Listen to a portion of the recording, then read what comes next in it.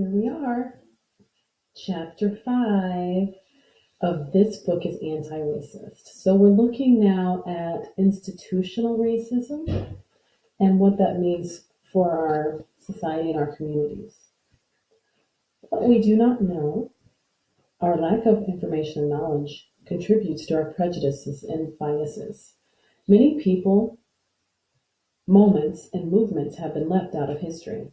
The stories have almost always been told by those in the dominant culture. When you don't see Black or brown folks on TV and in movies, when their stories are not in our history books, you begin to draw your own conclusions about why you regularly see white actors, authors, and models. This becomes your normal, and it's easy to go along with this ordinary way of life. When you only read one account of history through a single lens, you do not have the whole truth. In school, we learned about local history in Syracuse, New York. It's a mid-sized city on the land that once belonged to the Haudenosaunee people. We learned about the different tribes that made up the Confederacy and about the Onondagas who lived in longhouses and cultivated that land on what is now called Syracuse. Our teachers taught us little about the Onondagas. We learned about how they lived a long time ago, about Hiawatha and Wampum. We learned about the Haudenosaunee people in the past tense. Our teachers never invited anyone from the Onondaga Nation to speak to our classroom, never showed us pictures, or read us stories and articles from local indigenous authors, artists, and activists. Because of that, we, like many students in the United States, believe Native Americans only existed in history. We make assumptions based on what we do not see or know. If stories of resistance and accomplishments are purposefully left out of our history books or told from the perspective of those in the dominant culture, we have no voice.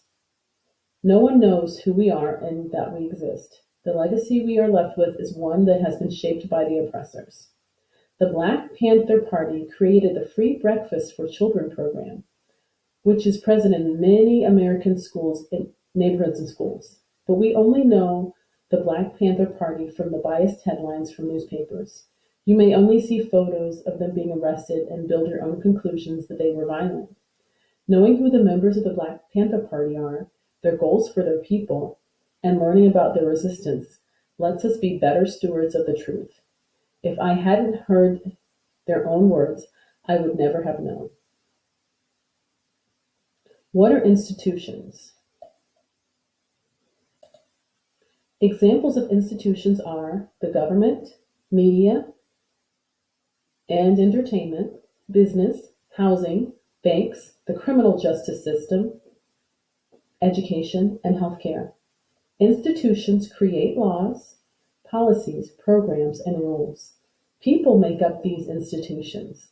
Together, people in our institutions create a solid structure of racism through policies, rules, and opportunities that give more resources to one group than another.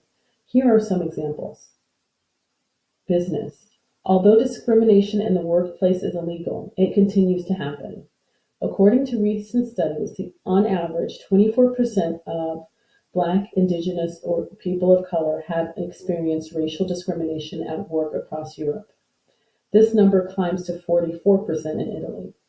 Discrimination based on skin color, physical appearance, accent, and country of birth were all reasons cited by the respondents to the study.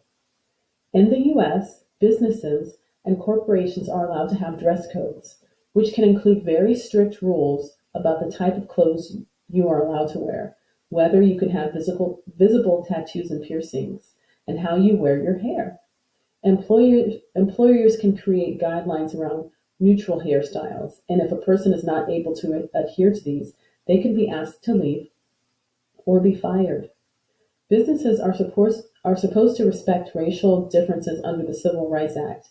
However, they can have policies that specifically say that types of hairstyles are not allowed. It is still legal for employers to ban dreadlocks. This is an anti-Black policy. And until 2018, the U.S. Navy banned dreadlocks, braids, and top-knot buns, which are all styles often worn by Black non-binary femmes, and women. In the UK, businesses and corporations can set any dress codes they like, whether they are respectful to racial differences or not. Housing. The richest borough in London, UK, Kensington and Chelsea, is also where you'll find the greatest income inequality among the city's residents. Homes are the most expensive in this borough, and some of the only affordable housing for working-class poor folks was in the 24-story Grenfell Tower public housing complex.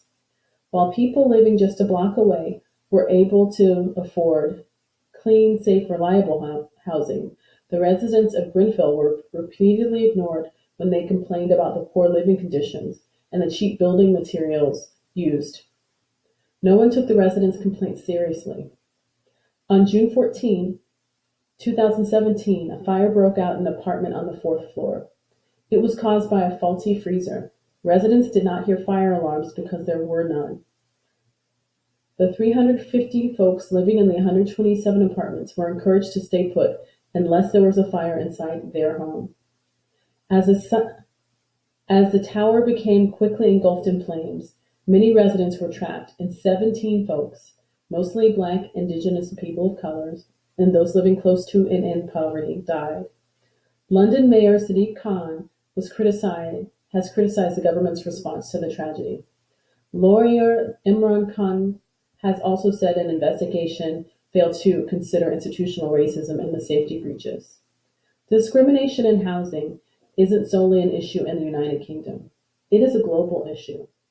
In the city of Philadelphia, USA, Black folks are 3 times less likely than their white counterparts to receive a loan. While 69% of white people own homes, only 44% of Black folks do. And for over a decade, Black home ownership has been on the decline. Flint, Michigan has one of the highest proportions of Black, Indigenous, and people of color residents, with 57% being Black or African American in the U.S. There, folks have not had clean, safe water supplied to drink since April 2014. That's 7 years. Michigan's mayor has said race and class were factors for this continued slow response to getting clean drinking water into the homes of Flint. Government and justice. In South Africa, the government in 1948, which was a nationalist party, made up of white colonialists. This government enacted the system of apartheid from 1948 to the 1990s. Apartheid was legalized racism, and its purpose was to keep people segregated based on their race and to keep white people with power, in power. Later on, in Chapter 8, you'll read more about Stephen Lawrence and how the UK criminal justice system misused their power. It took 19 years to find Stephen's killers guilty, and even then, only 2 of the 5 folks were involved in the attack were convicted. After an inquiry into the London Metropolitan Police Force, the results found the police department to uphold institutional racism. Education. Less than 20% of the teachers in the United States public schools are folks of the global majority, while over 50% of their student population are. Teachers are more likely to send Black and brown students to detention for being disrespectful. This is supported by rules that won't let students wear natural hairstyles, curriculums that don't reflect our cultures, and a teaching force that is predominantly white.